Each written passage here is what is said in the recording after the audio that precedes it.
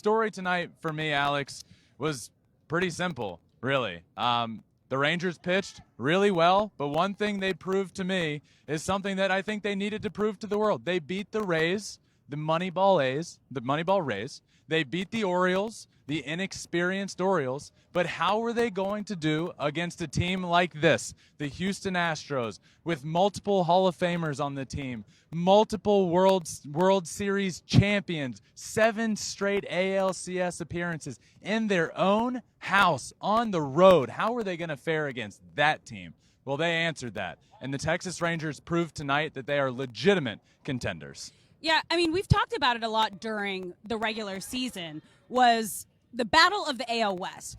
Could the Rangers keep up with the Astros? And we saw it during the regular season, but you kept saying it needed to happen in the postseason. If the Rangers could beat the Astros in the postseason, then we have something to talk about. Yeah. And the Rangers are still undefeated this postseason, Ben. Yep, absolutely. So the question becomes, well, how did they do it? Yeah. Right? You can talk about everything they've done so far. You can talk about the regular season matchups, but it doesn't matter. What matters is this series. And how did they do it? Well, it started tonight with Jordan Montgomery on the mound. He was unbelievable against an Astros lineup that was one of the top 5 offenses in baseball in pretty much every single category. We know the names, right? We talked about them for all day pregame. We've talked about them for months. Yordan Alvarez, Jose Altuve, Alex Bregman, Kyle Tucker. How does he go up against that lineup and do what he did tonight? Well, it was simple.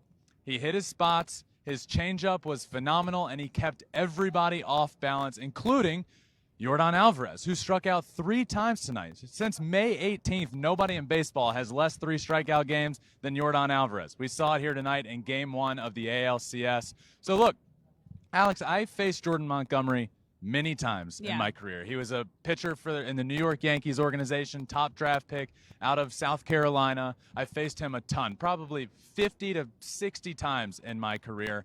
And I could tell when he was on, and you could tell when he was off. And tonight, you could tell immediately he was on. He's not a guy that throws 100 miles an hour. He's not going to throw breaking stuff at 90-plus miles an hour. But what he does is he hits his spot, and his changeup is one of the best changeups I have ever seen. And we saw it tonight. He made Alex Bregman look silly a couple times with that changeup. He made Yordan Alvarez look silly a bunch of times tonight.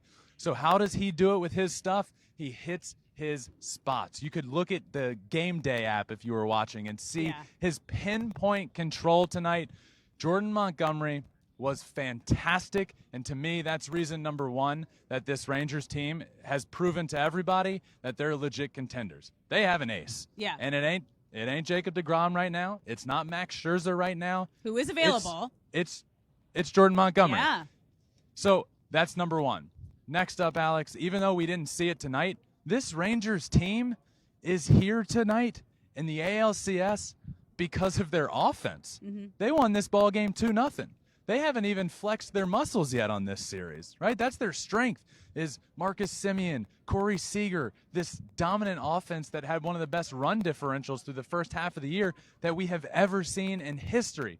So they walk out of here tonight stealing Game 1 on the road, while not even really flexing their muscles of what they possibly can be. And that's a dominant offense led by Corey Seager, who had one of the best offensive seasons for a shortstop in the history of baseball.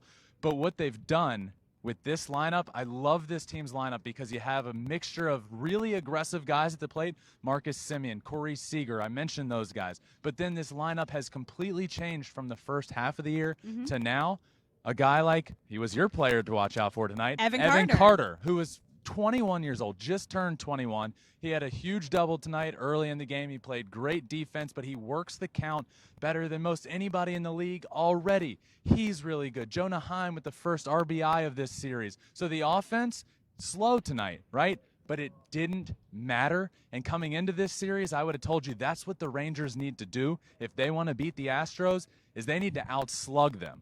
Well, they proved tonight that there's another gear. There's something else up their sleeve, and they don't just have to dominate offensively to win series. They can do it from pitching well as well. But watch out for that offense for the rest of that series. That's going to be huge for them. And third for me is the Rangers, when they head back home, they're even better at home. This team is going to be incredible when they do get back to Dallas. I keep saying Texas, but this whole series is in Texas. Yeah. Once they get back there, this team plays even better. So they stole one on the road. That's huge for them, and I'm excited to see where they go from here. Lastly, their bullpen, okay? Bend, but don't break. That's what it did tonight.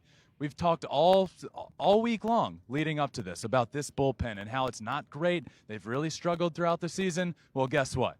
Not anymore. Was it close? Sure. Alex Bregman hit a ball, an absolute rocket to left center field off of Aroldis Chapman. Were they dominant? No, but guess what?